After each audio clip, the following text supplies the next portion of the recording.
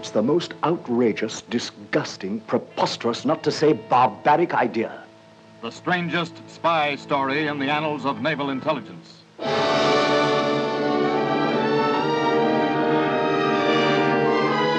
This is the man who created the man who never was.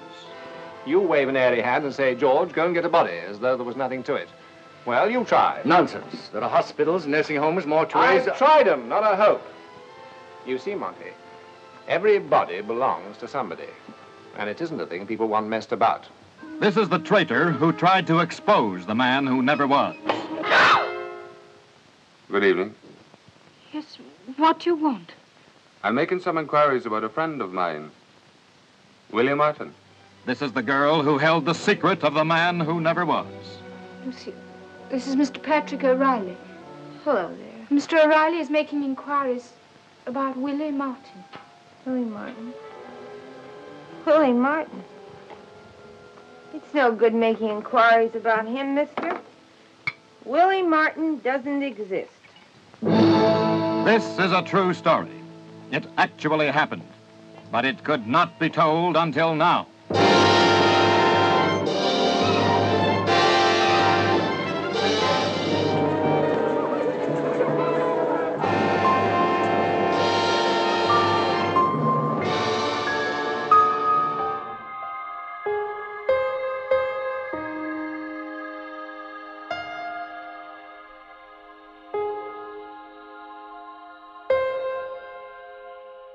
Glyndwr Michael was born on January 4th, 1909, in the southern Welsh town of Aberbargoed. He had 2 sisters, and he was the son of a coal miner. When Michael was just 15 years old, his father committed suicide, and he was prematurely made into the man of the house, a role he was not quite ready for. He ended up working as a day laborer, primarily as a gardener, leading up to the Great Depression, when Michael should have been entering the prime of his life. He struggled to keep a steady job over the next several years, continuing to live with his mother and his 2 sisters. When World War II kicked off, he was not drafted into the Allied forces, suggesting that he was not fit for military service. Some have even theorized that he might have been suffering from a mental illness, made worse by his rampant alcoholism, which made it hard for him to function in society. In 1940, when Glyndwr Michael was 31 years old, his mother passed away,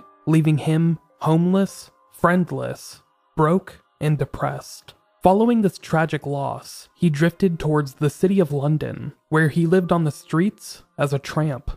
In January of 1943, 3 years removed from his mother's loss, Glyndwr Michael was barely surviving in the King's Cross district of central London. He lived on the streets as a beggar, traveling from abandoned building to abandoned building in an effort to stay warm, his frame becoming more and more malnourished with every passing day. On the cold and bitter evening of January 22nd, 1943, Glyndwr Michael was found in an abandoned warehouse. He was deathly ill, having ingested what would later be determined to be rat poison. This was a phosphorus-based poison, which came in a paste form that caretakers often smeared on bread to attract rats. It was possible that Glyndwr Michael had ingested this poison not in an attempt to take his own life, but out of pure desperation. He was rushed to a nearby hospital, where he clung on to life for the next couple of days. The type of poison that he ingested, phosphorus, did not outright kill the young man. Rather, it reacted with the hydrochloric acid in his stomach, creating a toxic gas named phosphide. Dr. Bentley Purchase, the coroner of St. Pancras, described the conditions that Glyndwr Michael ultimately succumbed to. Quote, "This dose was not sufficient to kill him outright, and its only effect was so to impair the functioning of the liver that he died a little time afterwards."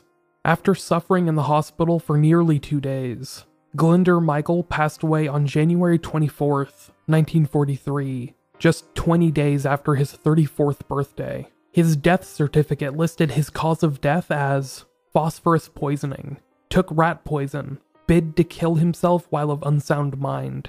Glyndwr Michael was a young man whose life had ultimately not amounted to much. The only semblance of a legacy he left behind was his reputation among the other beggars and destitutes on the streets of London. However, in death, This young man was able to alter the course of human history.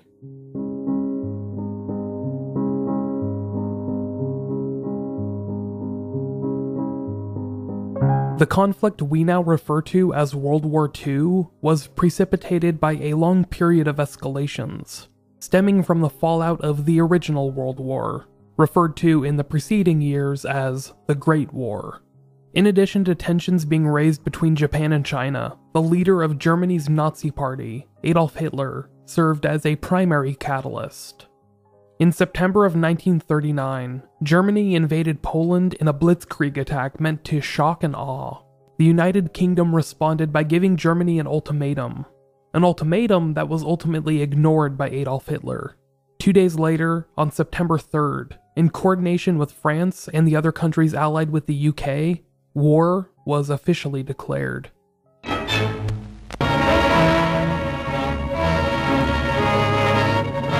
responsibility lies on the shoulders of one man. By his latest act of naked aggression, Hitler has committed a crime not only against Poland, but against the whole human race. Against the mothers and children leaving the cities of Britain under the great evacuation scheme with a smoothness and speed that avoids a single accident or delay. As they start out on what to them is the great adventure, already German troops, guns and planes have crossed the Polish border to kill and to destroy. So Britain prepares to fight, and never in our history have we been so united in the knowledge that our cause is just. We have no material interest in the quarrel between Germany and Poland, but we shall be fighting for something which is vital to our life and to the life of all civilized people. For in a world where the rights of the weak and the honor of the pledged word can be overruled by the high hand of military power, there is no tolerable life for nations or for peoples. So in spite of our hatred of war, we must meet force with force. And as our children move from the crowded cities to the kind care of newfound friends in safer places, what a tragic contrast to the preparations for the horrible struggle that may lie ahead.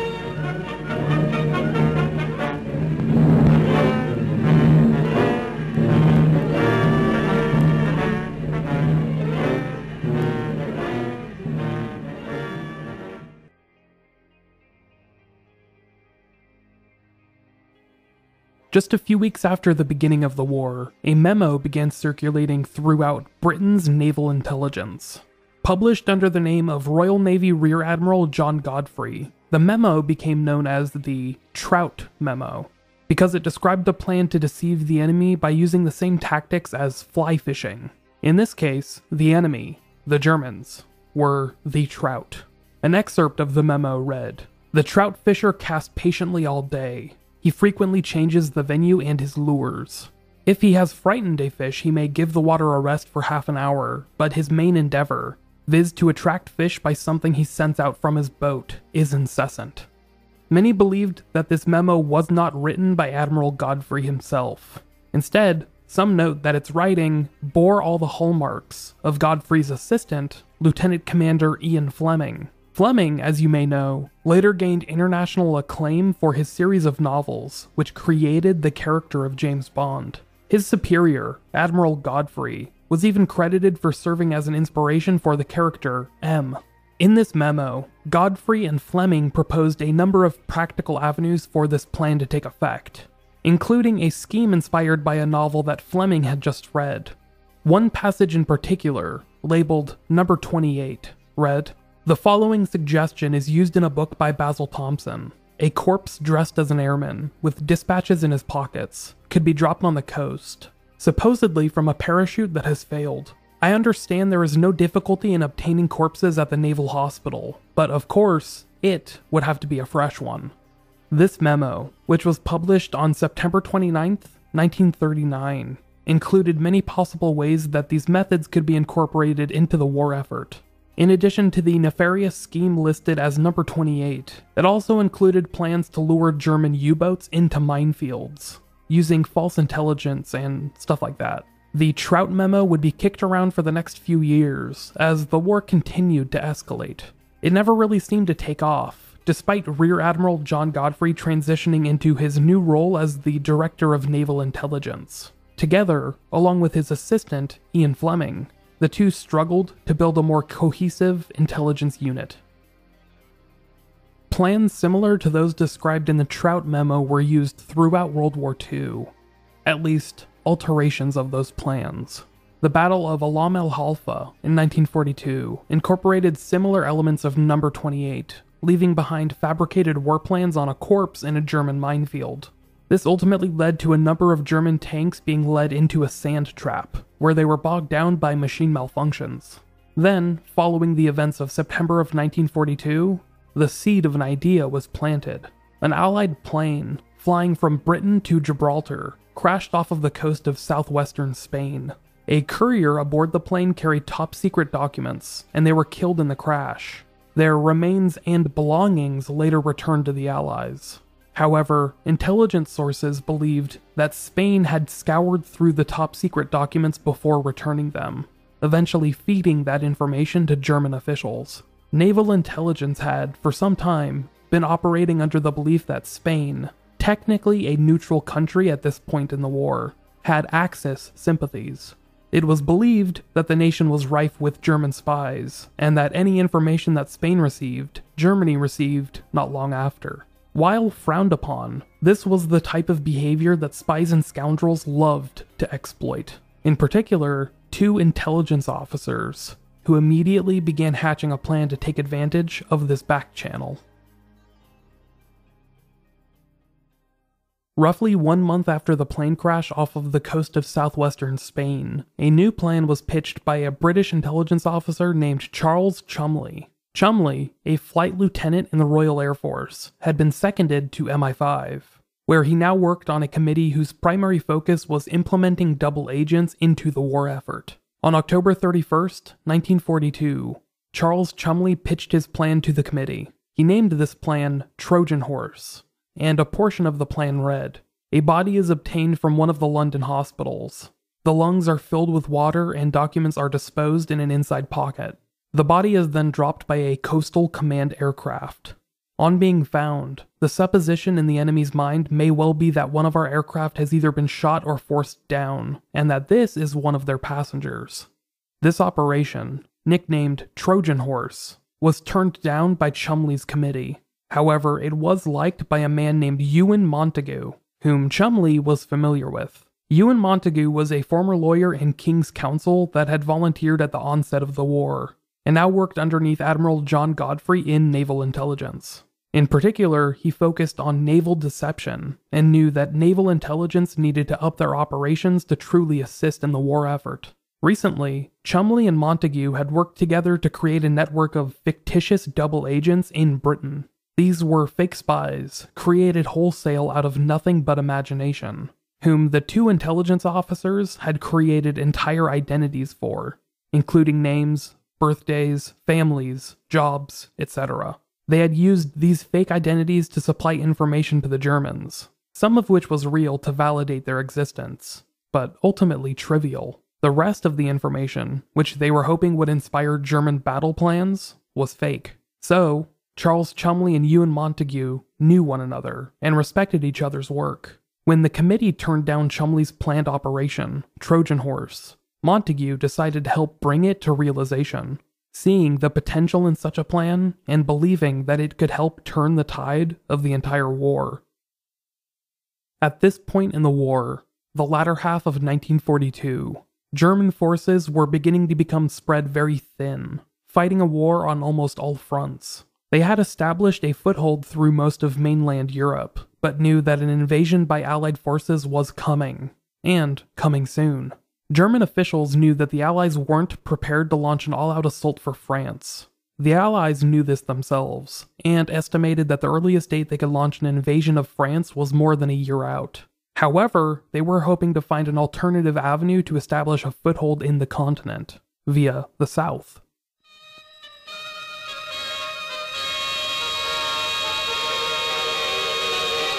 For 10 epoch-making days, Casablanca became the solar plexus of Anglo-American leadership. The Anfa Hotel was the meeting place when Premier Churchill and President Roosevelt, accompanied by the chiefs of staff of the two countries, laid plans for this year's offensive. The combined staffs were in almost constant session. Mr. Churchill arrives for the press conference held in the grounds overlooking the Atlantic.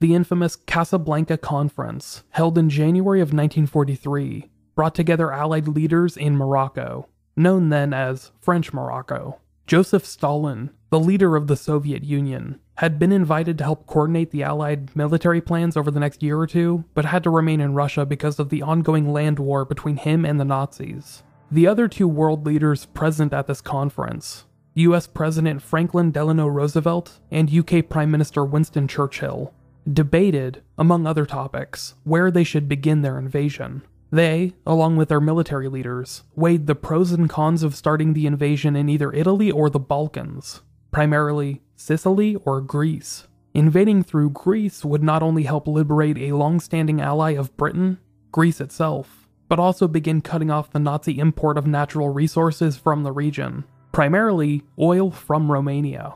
Their other option, Sicily, was referred to as the soft underbelly of Europe. The Allies knew that starting there would not only help topple over the Italian government, perhaps the biggest European supporter of Nazi Germany, but would also provide a valuable and somewhat centralized front for the Allies in Europe. In addition, troops already deployed to Africa would be able to easily transfer to the Italian peninsula. Some thought that Italy, namely Sicily, was too obvious a choice for invasion. Winston Churchill famously stated, quote, "Everyone but a bloody fool would know that it's Sicily." But despite this apparent opposition, in the end, it was decided that the Allies would start their European invasion via Sicily. Despite making the decision to start their invasion in Sicily, Allied commanders were concerned that the plan lacked any real grace. At the very least, they were worried that starting in Sicily would result in a significant number of casualties, and potentially irreparable harm to the Allied fleet. So, it fell on organizations such as Naval Intelligence to begin working on a misinformation campaign, to get the Axis to believe that an invasion was coming from elsewhere, in particular on the opposite side of the Ionian Sea, via Greece.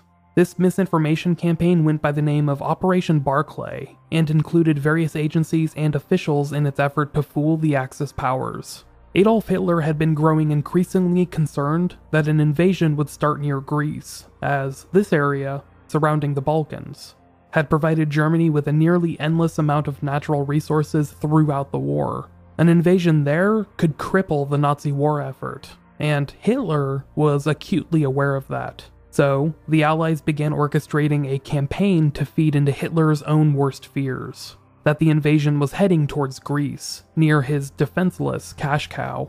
Ben McIntyre, an author and historian, later described this decision. Quote, "We were, thanks to the code breakers at Bletchley Park, essentially reading the Germans' mail. We knew what Hitler was thinking on an hour-by-hour basis." At this point, the idea originally known as Trojan Horse was officially being looked into. To begin the execution of their plan, intelligence officers Ewen Montago and Charles Cholmondeley began looking for a body. Not just any body, though. This one had to be a recently deceased individual who passed the smell test, so to speak. Montago and Cholmondeley realized that German officials would be looking for any sign of potential deception, so they needed to find a body that matched a select number of criteria. In other words, it had to be fresh. And they needed to make sure that this body looked as legitimate as possible. Montago approached a former acquaintance of his, named Bentley Purchase, who worked as a coroner in the St. Pancras district of London. Purchase told him that there was all kinds of red tape surrounding bodies, and that 9 times out of 10, relatives or loved ones of the victims would come calling to collect the body. If he were to tell them that they were out of luck, he would soon be out of a job. In his words, quote, "I should think bodies are the only commodities not in short supply at the moment, but even with bodies all over the place, each one has to be accounted for. Like I said, 9 times out of 10, loved ones came forward to bury or cremate the remains of the recently deceased. However, in that one exception, there was a little bit of leeway for an operation like this to proceed." On January 22nd, 1943, a homeless, alcoholic, mentally troubled individual named Glinder Michael was brought into a London area hospital. He had recently eaten some rat poison, in an incident that was hard to pin down as either a suicide attempt or all-out starvation, and he would spend the next 2 days clinging to life. 2 days later, Micheal passed away, and his body ended up in the care of Bentley Purchase, a coroner. Purchase identified this corpse as being suitable for the project on hand, the project given to him by Ewen Montago. The coroner noted that Glinder Micheal could appear to look like a victim of either hypothermia or drowning, and stated that the amount of phosphorus in his system would not be easily identified. Unlike arsenic poisoning, phosphorus poisoning would not be as apparent if anyone examined the hair follicles of the body. Also, phosphorus was found naturally within the body, so only the most detailed of autopsies would catch it. Most importantly though, this tramp, named Glinder Micheal, had no direct next of kin. As far as Purchase was concerned, there was nobody looking for him, nobody asking questions about where his body had gone, nothing at all. Ewen Montago initially thought that the corpse of the man in front of them looked too malnourished to be a field officer. However, Bentley Purchase quickly dispelled that thought by stating, quote, "He does not have to look like an officer, only a staff officer," i.e., he could be made to look like someone used to desk work instead of field work. A deal was struck, and Purchase agreed to freeze the body at a temperature of 4 degrees Celsius. Any colder, and the flesh would begin to freeze. However, in doing so, he told Montago that the body needed to be used within the next 3 months, or else they risked the body decomposing too severely and spoiling their plans with it. As the body was put on ice, any hopes of identifying the young man in the near future were discarded. Because the corpse was now part of an intelligence operation, Ewen Montago refused to share the name of the deceased with his colleagues, sharing only that he was, quote, "a bit of a ne'er-do-well," and that the only worthwhile thing that he ever did, he did after his death.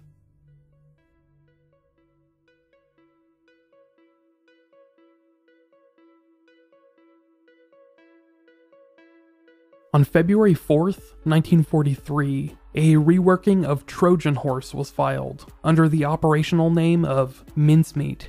It took the bare bones of Charles Cholmondeley's original plan, and refitted it to match the current objective, to deceive the Nazis, and make them believe that an invasion of the Balkans was imminent.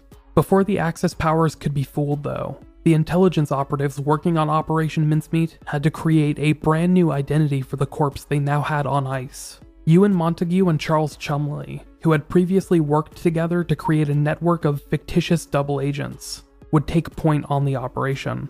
Over the next 2 months, the two men oversaw the creation of a carefully fabricated hoax. The name chosen for the fictitious figure was William Martin, a captain and acting major in the Royal Marines who had been seconded to naval intelligence. They chose his rank because it made it believable for him to be carrying top-secret documents, yet just lowly enough to not be a memorable figure. If a spy was unfamiliar with him or his name, it would make sense. He was just a desk jockey that was moving documents from point A to point B. And, with him being a member of the Royal Marines, any official inquiries into his death would end up being forwarded to naval intelligence, the same people orchestrating this fake identity. Every detail of this corpse's new identity was gone over with a fine-tooth comb, from the documents he carried in his briefcase, to the quote-unquote pocket litter he had on his person at the time of his supposed death. A similar-looking man, with a gaunt face and a large hook-shaped nose, was found in the offices of MI5, and he agreed to pose for a couple of photos for William Martin's identification cards. Montago and Cholmondeley even created a fictitious love interest for the young man, a woman named Pam.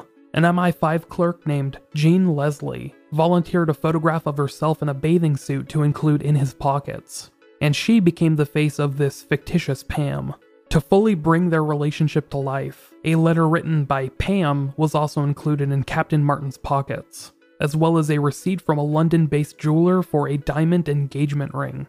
Another letter placed in the pockets was from Captain Martin's fictitious father, a letter described as being, quote, "as pompous and pedantic as only an Edwardian father could be." Montago and Cholmondeley tested different kinds of ink to see which would fare the best during long periods of saltwater immersion. They weren't sure when exactly the body of their fictitious Marine would be found, so they wanted to make sure that the letters weren't just soggy pieces of paper by the time they got picked up. When they found an ink they liked, they had the letters penned with it to ensure longevity. The planners also tried to make the uniform and possessions of Captain Martin look as realistic as possible. They did not want the clothing to look too fresh or rigid, so they found people of similar builds to wear the items of clothing in the week beforehand, including the underwear. They also made sure to fill up Captain Martin's pockets with some more litter, things like receipts from a show he had seen while in London, bus tickets that tracked his recent trip, etc. Next came the main crux of the mission, the focal point of Operation Mincemeat, the intelligence that the Allies wanted the Axis to see. Montagu and Cholmondeley enlisted Lieutenant General Sir Archibald Nye to write some fake correspondence to General Sir Harold Alexander. They had originally tried their hand at it, but it came across as too lifeless and fake-sounding, so they decided to have the Lieutenant General write it himself, as they wanted it to sound as natural as possible. In his letter to General Alexander, Lieutenant General Nye included several menial details, such as discussing recent recipients of minor awards, to help bring life to the lie. Finally, the mission planners approached the office of Vice Admiral Sir John Edgell, the hydrographer of the Navy. They wanted to obtain the assistance of his top analyst to ensure that wherever they left the body, it would end up in the right hands. They wanted it to be a place that the Nazis had a presence in, but would not seem too obvious. After a little bit of thinking, it was decided that the body of Captain William Martin, this fictitious Marine concocted out of thin air, would be left floating in the waters of southwestern Spain, near the town of Huelva. On April 13th, 1943, the Committee of Chiefs of Staff met and decided whether or not to proceed with Operation Mincemeat. In a tense vote, the committee gave the thumbs up, but still needed to get final approval from the man himself, Prime Minister Winston Churchill. Colonel John Bevan met with Churchill 2 days later, on April 15th, and told him that several factors of the operation could go wrong, but the potential rewards vastly outweighed the risks. If all went well, this could turn the tide of the war for good, and lead to Allied forces establishing a foothold in southern Europe within months. And if it went wrong, one of the worst things that could happen would be the body was simply returned to British forces undisturbed. When told about the risks, Winston Churchill famously remarked, quote, "In that case, we shall have to get the body back and give it another swim." That day, the plans were signed off by the Prime Minister and then forwarded to the office of General Dwight D. Eisenhower, who, at the time, was the commander of all Allied military operations in the Mediterranean. On April 17th, 1943, an encrypted telegram was received at General Eisenhower's temporary headquarters. Operation Mincemeat was a go.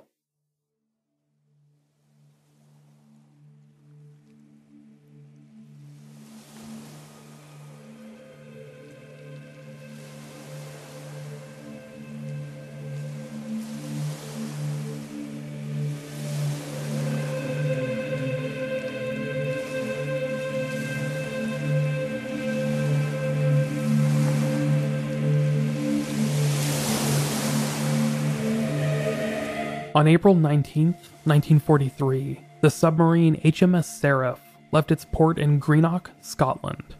The commander of the sub, Lieutenant Bill Jewell, had previously worked on special operations for naval intelligence. He did not tell his crew what was inside the airtight canister that had been delivered to the sub the day prior, quite literally by a race car driver named St. John Horsfall. Lieutenant Jewell had simply told them that it was a meteorological device.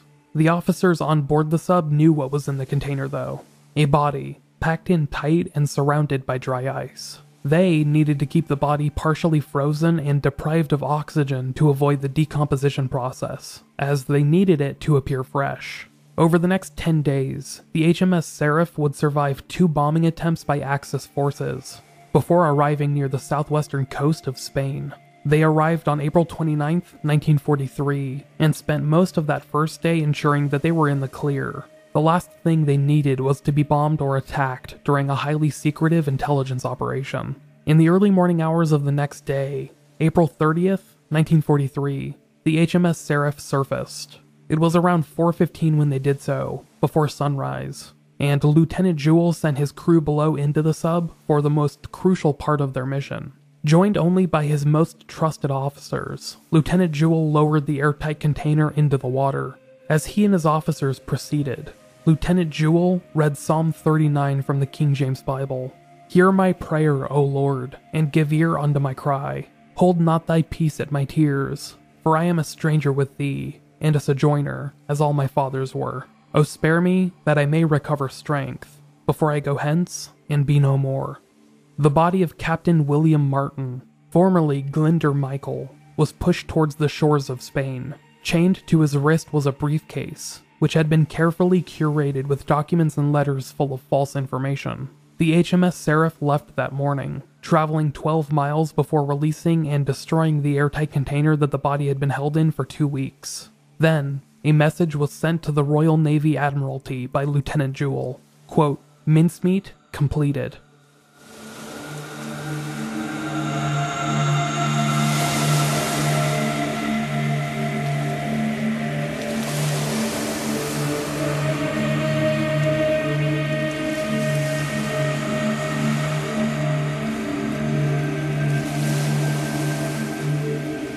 Just hours after the body was released into the water, on April 30th, 1943, it was recovered. At around 9:30 that morning, a local sardine fisherman named Jose Antonio Rey Maria found the body of Captain William Martin, an acting major in the Royal Marines. The body was handed over to Spanish authorities, who brought it in for an examination. At this point, British Vice Consul Francis Heselden was contacted and told that the body of a Royal Marine had been found in the water. Supposedly, he was the victim of a plane crash somewhere in the Atlantic. Unbeknownst to the Spanish authorities, Vice Consul Heselden was in on the plot, and had been from the beginning. He began sending a series of pre-scripted messages to other British officials, aware that their communications were being intercepted and decrypted. In this round of correspondence, they tried to emphasize the importance of the documents that Captain Martin had been carrying, and Heselden was urged to retrieve them as quickly as possible. Vice Consul Francis Heselden played a key role over the next couple of days, as he deftly played his part. He insisted that the remains of the deceased be buried as soon as possible, and he should have his belongings returned to his loved ones. The following day, May 1st, 1943, saw an autopsy of the body performed in Huelva, Spain. Heselden was present for the autopsy, and tried to get the medical experts conducting the autopsy to hurry through it, making jokes about the rotten smell of the decomposing body ruining their lunch plans. He also tried to play up the Catholic sensibilities of the Spanish men, noting the crucifix hanging around Martin's neck, a carefully placed item meant for this very purpose. The autopsy, which did not check the body for any sign of poisoning, signed the cause of death as asphyxiation through immersion in the sea. The following day, Major William Martin was buried with full military honors in a local cemetery, just outside of Huelva, near the coastline. His tombstone read that he was the son of John Glinder Martin and the late Antonia Martin of Cardiff, Wales. It also listed his birthday as March 29th, 1907, and marked his death as happening on April 24th, 1943. Over a month later, on June 4th, Major William Martin's name appeared in the newspaper The Times, listed in the daily obituary of fallen soldiers. This had been orchestrated by intelligence operative Ewen Montago, who wanted to keep the hoax alive. Now, with Martin 6 feet under, members of Britain's naval intelligence just had to hope that their carefully planned operation had been successful. The intelligence now obtained by Spanish officials, which they knew to be incredibly valuable, became the object being used in a delicate game of tug-of-war. In public, British officials had requested Martin's belongings returned to his family. They tried to downplay the importance of the documents, but that was all part of an act. You see, the Opfair, the German intelligence service the Allies were hoping to fool, had become incredibly interested in viewing the intelligence for themselves. They were making requests with the Spanish government to obtain this knowledge as soon as possible. Using cutting-edge technology, Spanish officials tried to photograph and document every shred of data that they could find, including the letter written by Lieutenant General Nye, which seemed to hint that an invasion of Greece was imminent. In fact, so unique was the Spaniards' method of subterfuge that they extracted the letter, sealed inside an envelope, without opening the seal of the envelope itself. They were able to carefully pry it out between the lip of the envelope and the body, unaware that the Allies had carefully placed an eyelash within the letter to determine whether it had been read or not. These Spanish officials had also opened up the briefcase attached to the body, and had gone through the documents within to piece together who this young Marine was, and what he was carrying. The information deemed important enough to forward was passed on to the Germans on May 8th, 1943. It was then given to Abwehr officials, who rushed it straight to Berlin.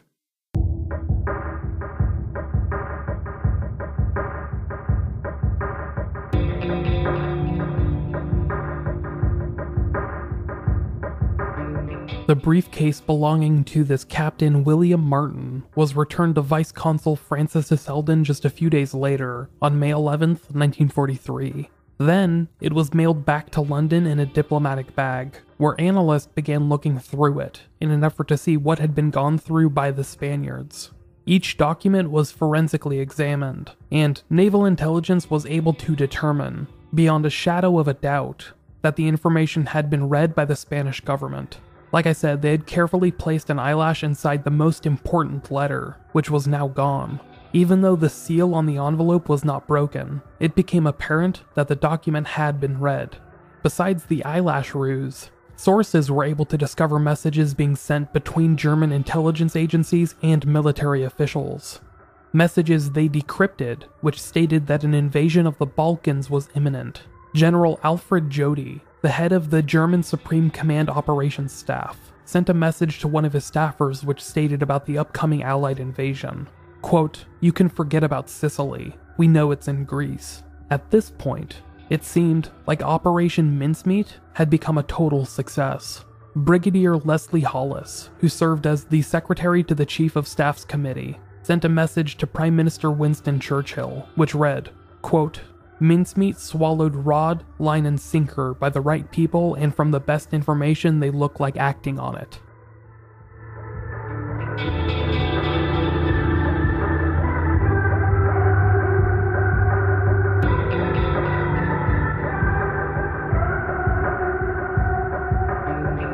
Despite the doubts of those who had planned Operation Mincemeat, it became one of the most successful intelligence operations of all time. Adolf Hitler, the German leader, bought into the hoax entirely.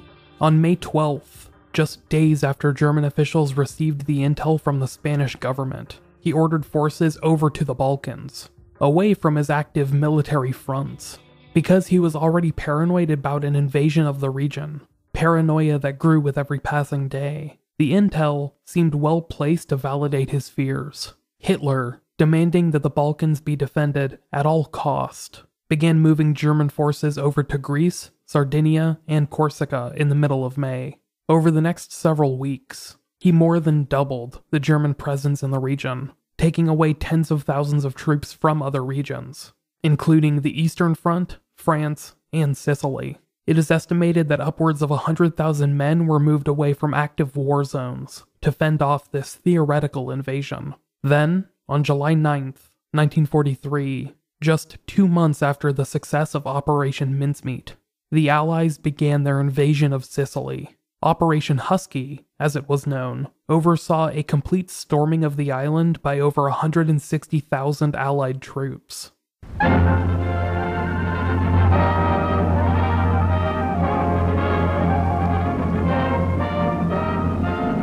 They called it the mightiest armada in history, spread across the Mediterranean for the Allied invasion of Sicily, July 9, 1943.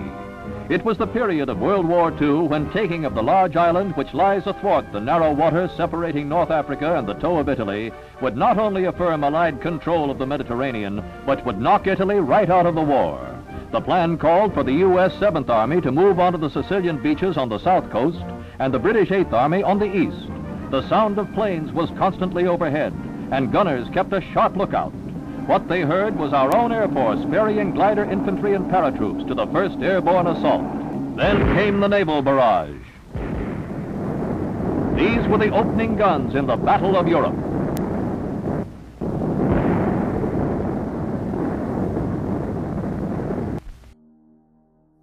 Even as Allied troops took Sicily and began moving their way up towards Italy, Adolf Hitler continued to fear that an invasion of the Balkans was imminent. For weeks, if not months, he continued to think that the invasion of Sicily was part of an intricate plot to lure him away from the Balkans. When reality finally grabbed a hold of him again, it refused to let go. On July 13th, just days after the invasion of Sicily began, Hitler began to prematurely wrap up the Kursk offensive, a major part of his ongoing war with the Soviet Union. When this decision was made, to begin pulling out of the war against the Russians to defend southern Europe, the war began to turn for good. The Nazi regime never regained that foothold in Russia, and Russians continued moving forward, all the way to Berlin many months later. The invasion of Sicily went much easier than anyone had been expecting. The British, in particular, had been expected to lose 10,000 troops in the first week, and planned to lose upwards of 300 ships overall. However, through the entire campaign, they lost only 1,500 men, give or take, and counted only 12 ships lost. What was supposed to be a 90-day campaign wrapped up in only 38. After gaining control of Sicily in August of 1943, the combined might of the Allied forces began moving up to Italy, where the Italian Prime Minister, Benito Mussolini, had already been deposed.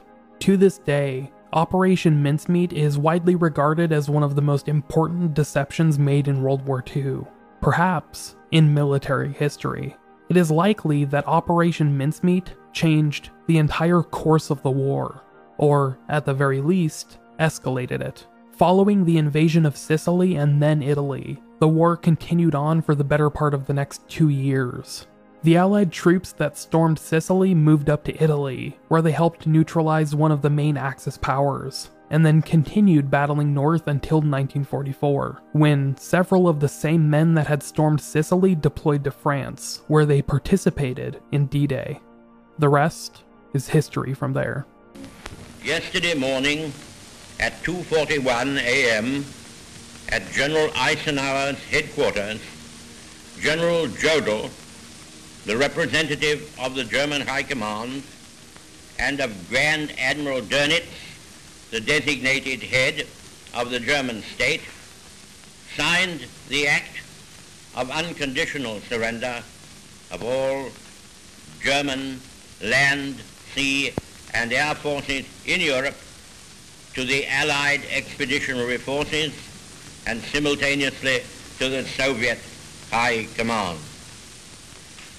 Hostilities will end officially at 1 minute after midnight tonight, Tuesday, the 8th of May.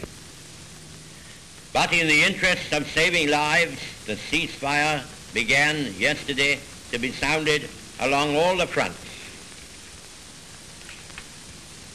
The German war is therefore at an end.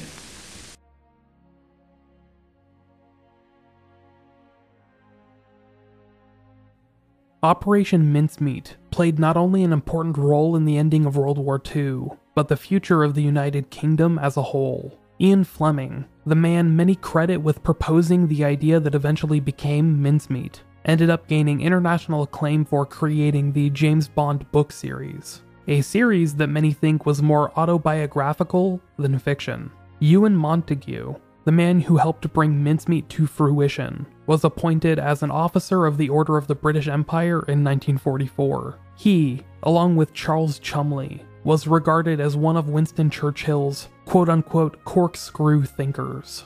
Charles Cholmondeley, by the way, was also granted the same privilege as his colleague. In 1948, he also was appointed as an officer of the Order of the British Empire, and credited as the man behind Operation Trojan Horse, the direct predecessor to Mincemeat. Military historian Michael Howard described Operation Mincemeat as, quote, perhaps the most successful single deception operation of the entire war. He also credits Hitler's congenital obsession with the Balkans for amplifying its effect, and making it as easy as possible for the Allies to invade Sicily with very little resistance. Amias Godfrey, a member of the defense think tank RUSI, the Royal United Services Institute, said about the operation, quote, this was a period when there was a lot of spying and double bluffing going on, but Mincemeat was exceptional as the biggest roll of the dice. It was an extraordinary operation in extraordinary times. Do it once and do it well was, and is, very much the ethos. Ben McIntyre, another historian, stated about Mincemeat, quote, "It was probably the most elaborate, certainly one of the oddest, and certainly one of the most successful deception operations ever undertaken."